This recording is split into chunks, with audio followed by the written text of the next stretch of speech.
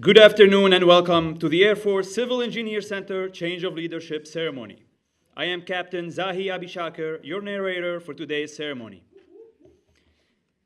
Today's presiding official is Major General Bradley D. Spacy, Commander, Air Force Installation and Mission Support Center. Throughout the ceremony, you will be given cues to stand, applaud, and be seated at the appropriate times. As a reminder, during the playing of our national anthem, military members in uniform should stand at attention, while all other in civilian clothes should stand and place their right hand over their heart. Today's change of leadership ceremony shares many of the same valued traditions as a change of command ceremony. It is emblematic of the traditional change of command ceremony, which is deeply rooted in military history and dated back to the reign of Frederick the Great of Prussia. In that era, a ceremony was conducted in front of unit members so that all could see the appointment of their new leader. The modern-day ceremony is principally symbolic, yet it still announces to all the authority of the incoming leader in the finest military tradition. Before we begin, it is my pleasure to welcome our distinguished visitors attending today's ceremony. Please hold all applause until everyone has been recognized. Ms. Lorna Estep, Executive Director, Air Force Installation and Mission Support Center. Colonel Burke Beaumont, Acting Vice Commander, Air Force Installation and Mission Support Center. Command Chief Master Sergeant Brian Blaze, Air Force Installation and Mission Support Center. Brigadier General Brian Bruckbauer, Director, Expeditionary Support. Ms. Monica Anders, Director, Resource Management. Mr. David Dantino, Director, Installation Support.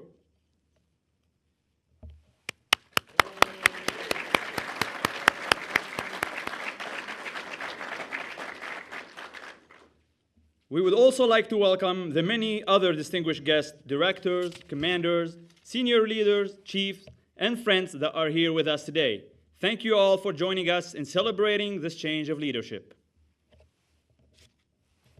Ladies and gentlemen, please stand for the arrival of the official party and remain standing for the playing of honors and the national anthem and the invocation by Colonel Lisa Tice.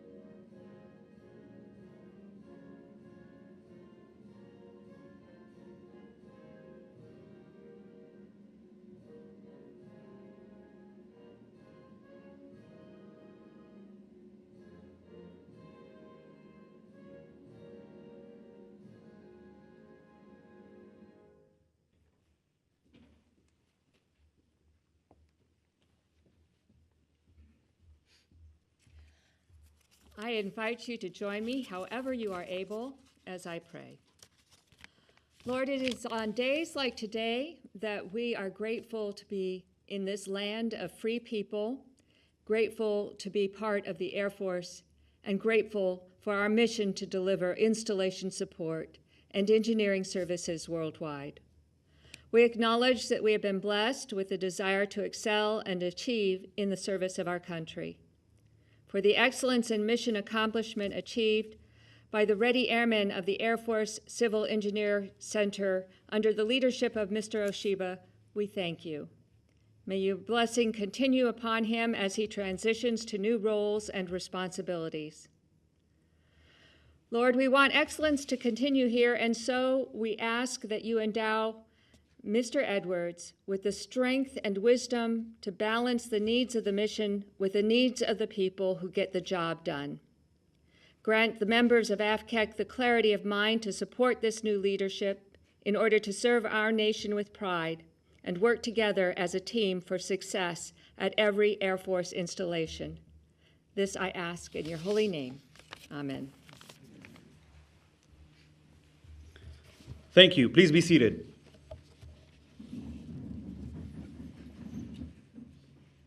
At this time, it is my pleasure to introduce our presiding official, Major General Spacy.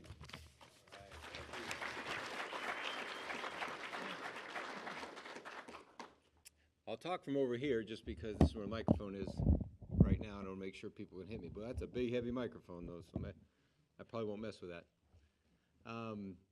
Well, good morning or good afternoon. It's great to see everybody. I always like it when we get together and I get to see different people from different parts of the enterprise together in one place celebrating something. Now, I got to be honest, today's only partially happy. It's a bittersweet day for me. I always dread changes in leadership, whether it's a change of command at a detachment or one of the major organizations that make up AFIMSC. Because while it's happy for the person moving on to bigger and better challenges, it's always difficult for the organization and for the larger enterprise as new leaders take the helm, especially in the middle of so many dynamic things going on in the Air Force. I always take these opportunities to reflect a little bit about where we are and where we've come and what we have still to do. And really, our growth as an organization in AFIMSC is in the early stages, right? We're just a couple years old, and we're in the middle of a ton of huge things. And I look back and see how much we've done and how much we have to do, and it's really pretty amazing. Remember, just a couple years ago, they put us all together. And already, as an enterprise, we've shown the Air Force the benefit of an enterprise-wide view, the efficiency of enterprise-wide financial management, and the opportunity in a way to think differently by a cross-functional enterprise made up of different organizations and specialties. And that's been exciting. As I look at the future for the organization, I really think we've just begun to scratch the surface of the potential. And that's what diversity of thought brings you. And as much work as we've got to do, that's exciting. When I look at the big issues on the plate now, whether it's dealing with PFAS, PFOA, or new creative ways to do housing or dorm management, if it's the demands of all the new mission bed downs that we're doing around the world, or EDI or EIC, if it's building new bases or recovering recently destroyed bases, in the organization, I have to say this, the Air Force Civil Engineer Center is at the core. When I look at AFIMSC, put together as a young organization trying to figure out how we're going to look over the next 10, 20, 30, 40, and 50 years, what AFCEC brings to the fight is a well-established organization that has credibility around the world as a professional organization that brings critical capabilities. And then I remind myself, AFCEC's not really that old either. So all the benefits we saw through the dramatic combination of AFCESA, AFC, and AFRIPA, and the benefits of putting together an AFCEC and creating that center of expertise really for the Department of Defense in engineering expertise, I get excited about because I see what AFCEC has brought to AFIMSC as a global organization. That maturity, that credibility, that professionalism and way they approach the hardest problems the military has to offer is infecting us across the organization. And some of the other functional PSUs in the headquarters as well are benefiting from that expertise, and it makes our product better. sometimes in ways we don't even know. And that's exciting. And hopefully, being attached to that enterprise has helped make AFCEC better. As it grows from that recent combination to its future organization, it will get something from those different organizations, some diversity of thought that, though it's possible to believe for some of you, could even make AFCEC better. That's exciting to me. Not even a year ago, when we were looking at who would replace Mr. Randy Brown in AFCEC as its leader, I campaigned hard and eventually was able to hire my longtime good friend and a person I respect greatly for engineering expertise in Mr. Ed Oshiba. Hiring him was deliberate. It was more than just because I liked him.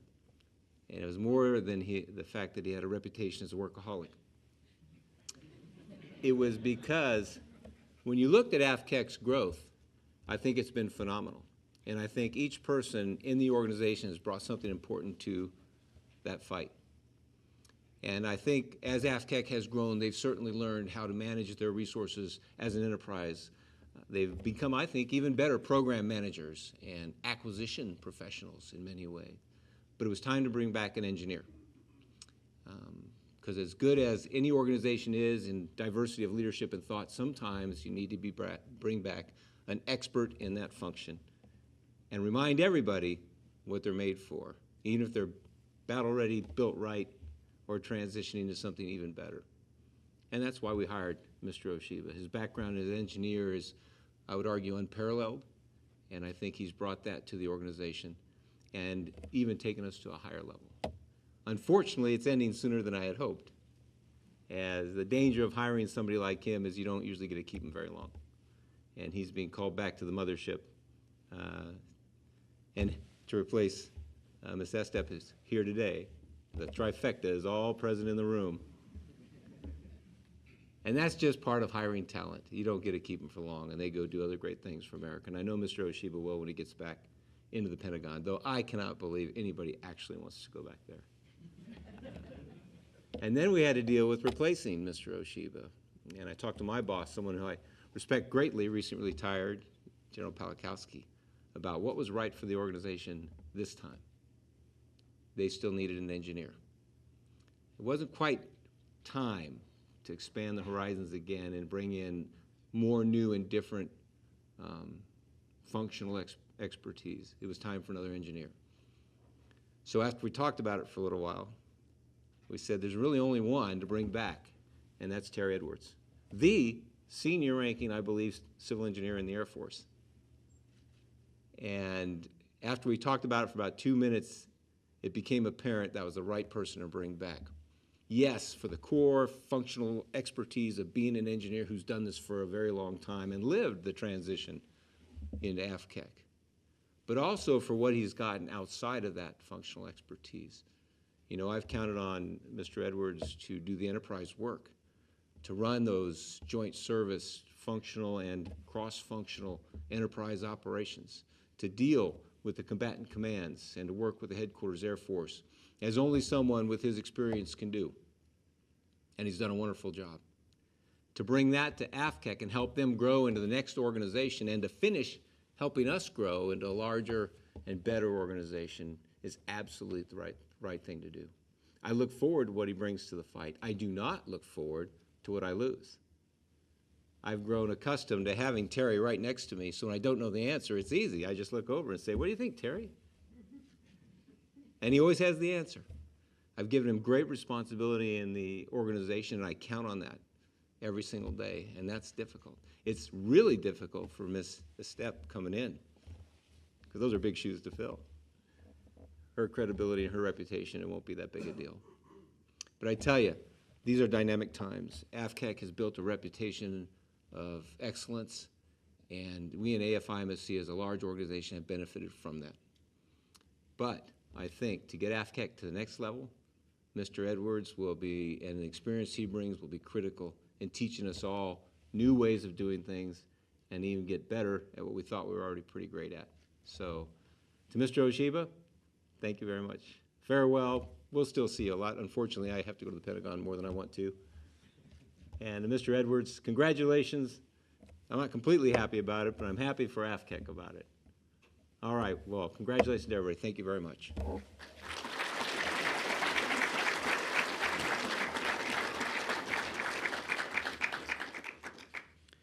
Thank you, General Spacy. I would now like to welcome Mr. Oshiba. Sir, the floor is yours.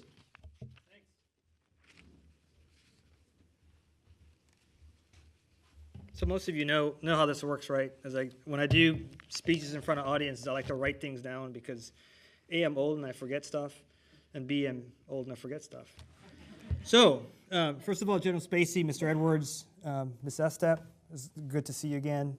General Bruckbauer, Ms. Sanders, Mr. Dentino, fellow chiefs, fellow airmen, thanks for being here today.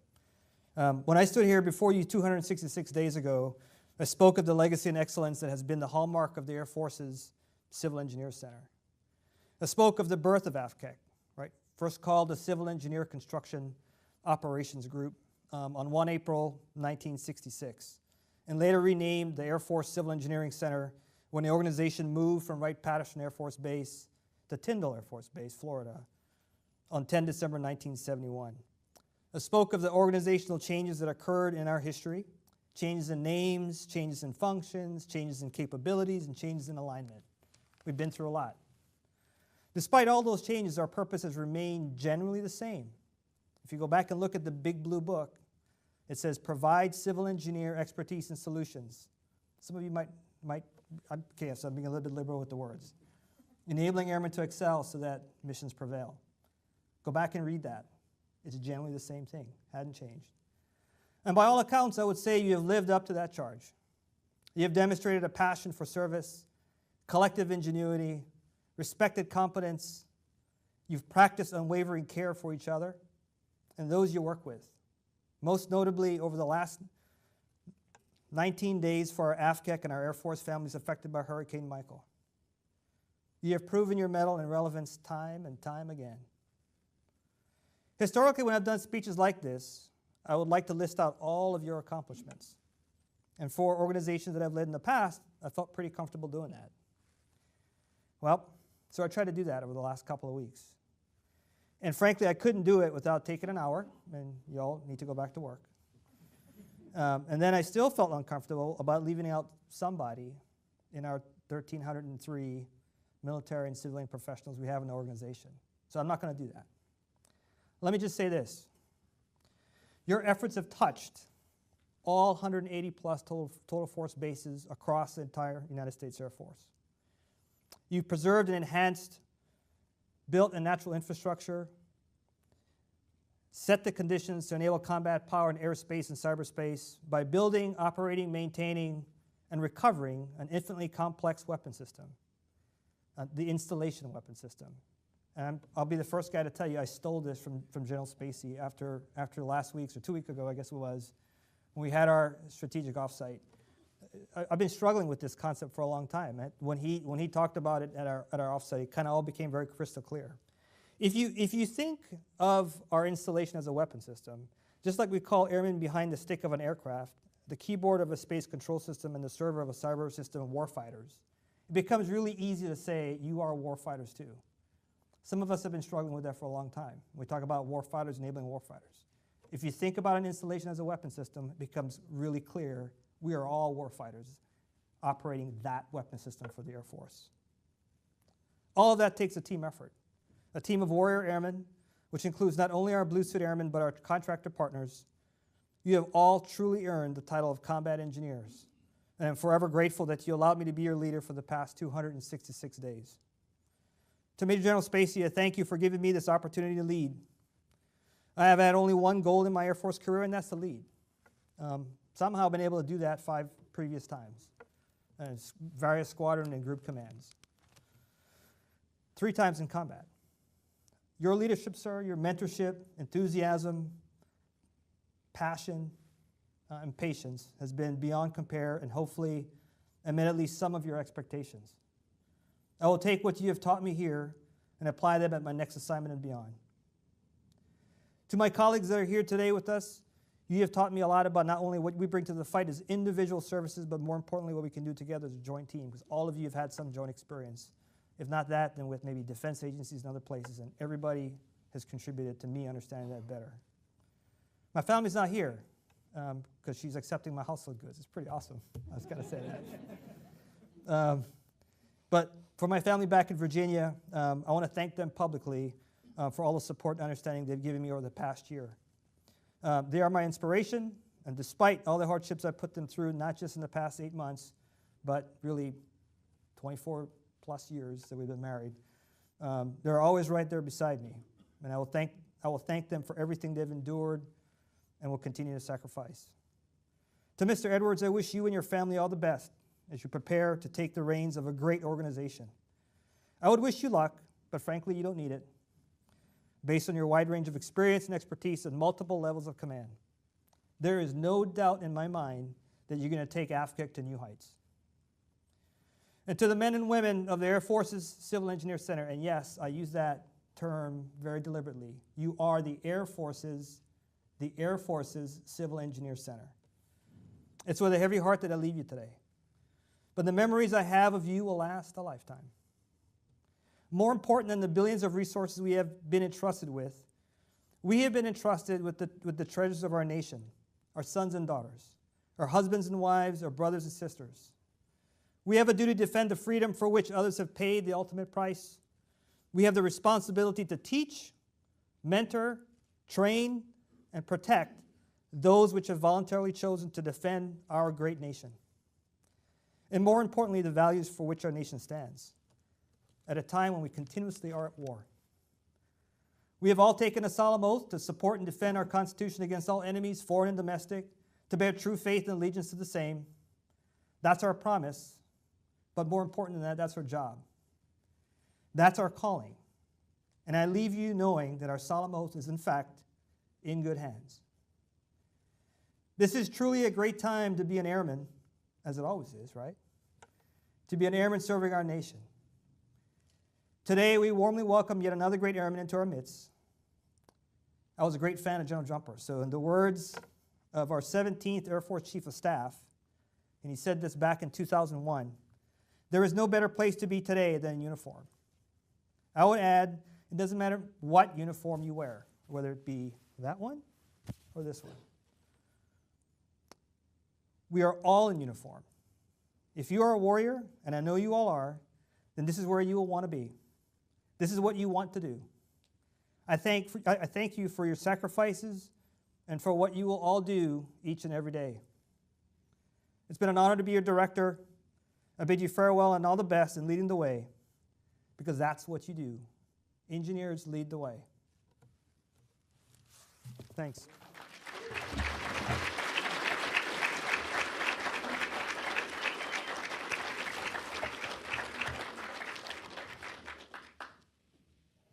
Ladies and gentlemen, please stand for the Air Force Civil Engineer Center Change of Leadership. Mr. Edwards is hereby appointed as Director and assumes leadership of the Air Force Civil Engineer Center effective this 29th day of October, 2018.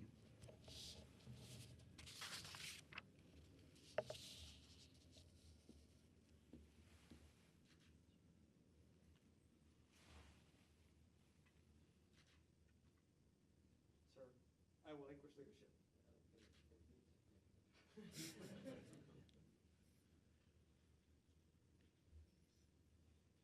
Sir, I accept leadership.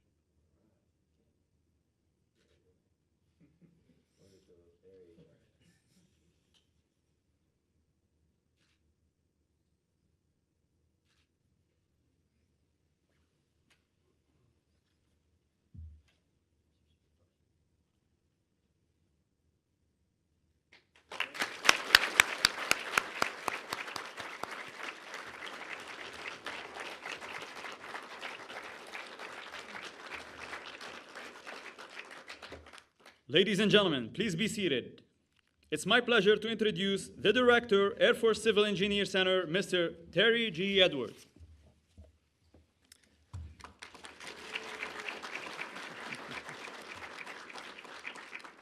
Well, Good afternoon, and thank you all for coming. I've got a book here with an essay I've written I'd like to share with you.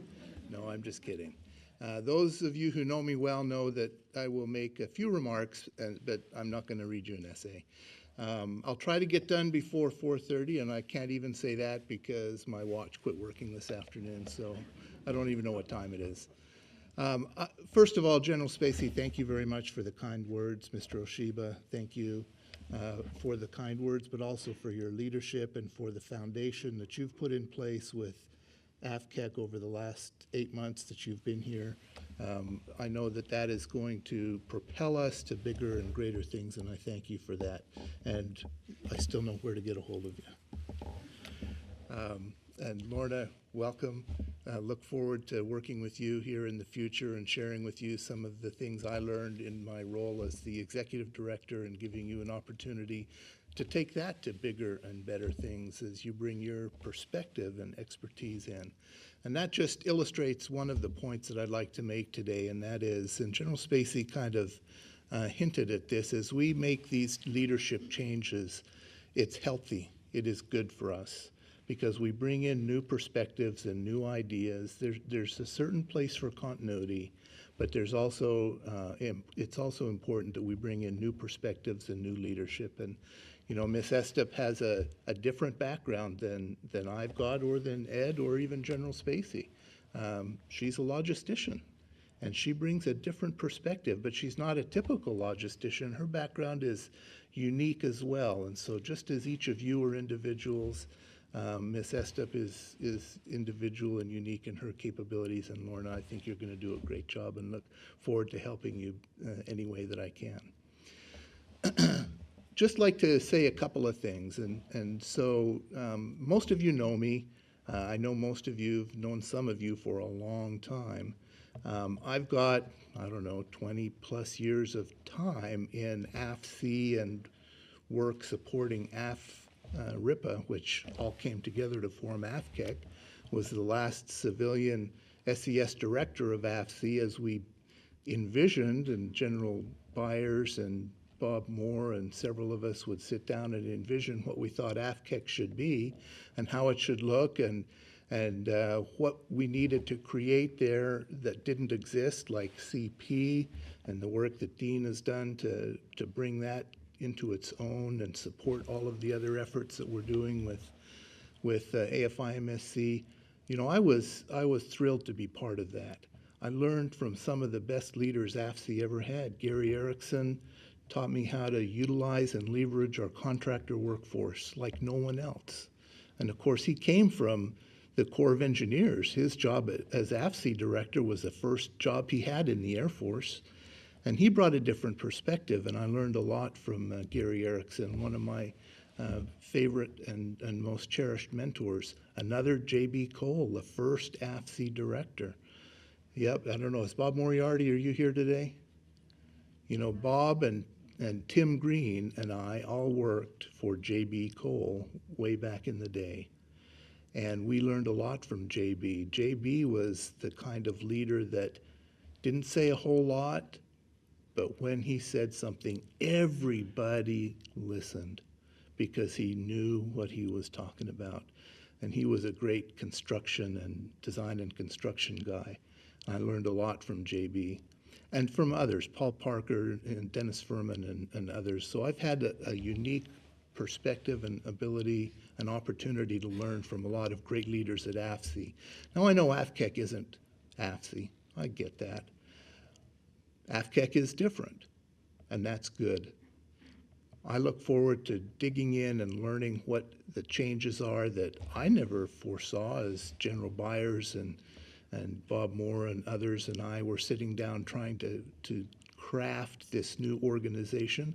I want to, and I know a lot about it already from being the CA, but I know there's a lot I don't know. So I look forward to learning that and to working with each of you and those that weren't able to make it over here today to find out what those nuggets, those gold nuggets are out in the organization.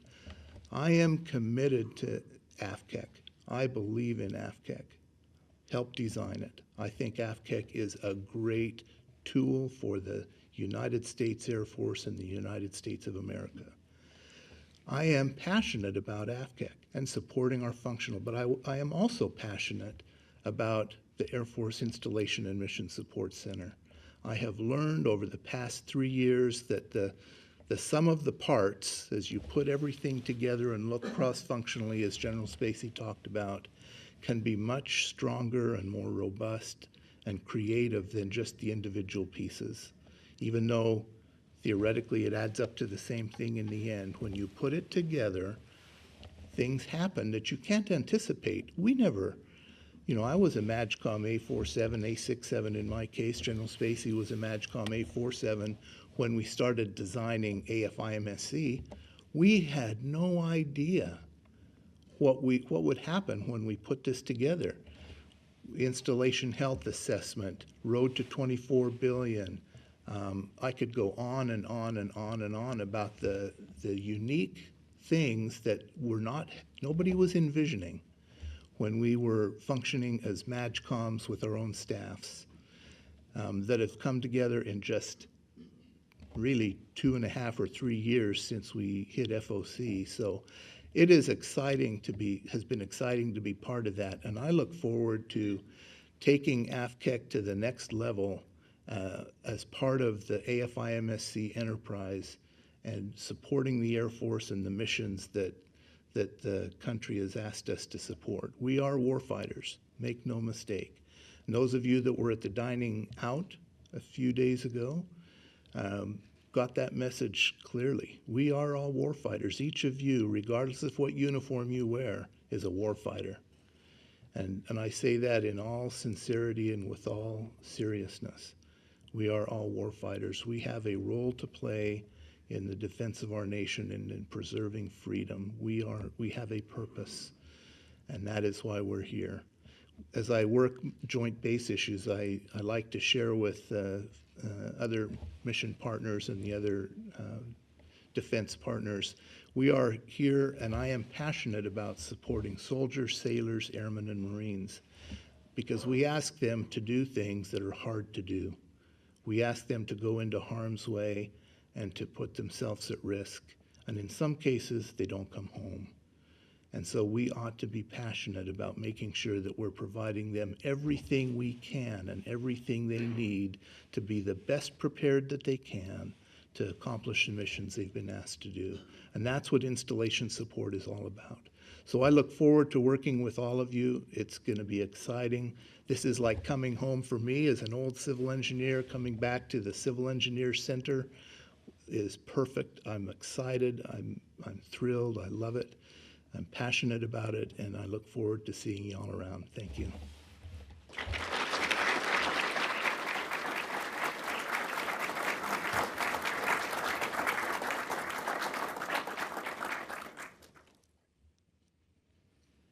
Mr. Edwards, the men and women of the Air Force Civil Engineer Center welcome you and look forward to serving under your leadership. Ladies and gentlemen, at this time, please stand and join us in singing the first verse of the Air Force song and remain standing for the departure of the official party. Please remain in place until the official party has departed the auditorium. Off we go into the wild blue dawn.